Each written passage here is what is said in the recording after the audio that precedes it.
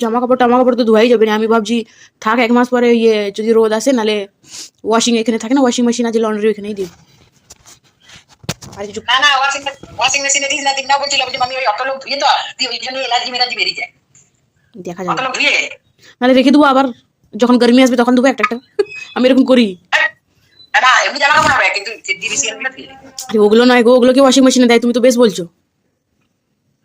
ওগুলো দিয়ে দেয় ওয়াশিং মেশিনে হাল দেয়, দেখবি না একলা না গো বুবলি, ওগুলোকে দেয়। দেয় দিনটা বললো আমাদের ছাগলা চেটিং এটি হ্যাঁ, যখন অনেক কষ্ট হয় পারিনি তখন দিবি, কিন্তু ওগুলো না দিয়ে ভালো। তুমি আমাকে বললো পরশু দিনে, এই সকালবেলা ফোন করেছিল যে আমি ঘুমাবো, তুমি আমাকে কিছু কষ্টের কথা বলবেন, তোমার কিছু কষ্ট শুনলে আমার আর ঘুমাইনি, আর অনেক কষ্ট হয়, আমার নাম বলবেন, নিলে আমার কষ্ট, আমি সবসময় বলবেন না রাখি। আমি ওইটাই বলছিলাম, তো আমি ওইটাই বলছিলাম, আমি তোমার সঙ্গে কথা বলবো না বাবা, সবসময় ওইসবই, আমার তো পড়াই হয় না। না আমি সেটাই ভাবলাম যে আমার ছাগলা কিছু পাই না পাই, আমার ছাগলাকে তো পেয়েছি, কষ্ট হয় না আমার, মানসিক কষ্ট হয় দিয়ে আমি পড়তে পারি না ওইসব, পড়াটা ওরকম করি। পুরো আমার কষ্ট পায় আমার ছাগলা, এদের ভালোবাসা পেয়ে গেছি, বাস আমি স্বর্গ পেয়ে গেছি বাস। কাল গৌরবের সঙ্গে কথা হলো আর কি, গৌরব বলতে বেশ বদমাইশ লোক তো, হারা হ্যাঁ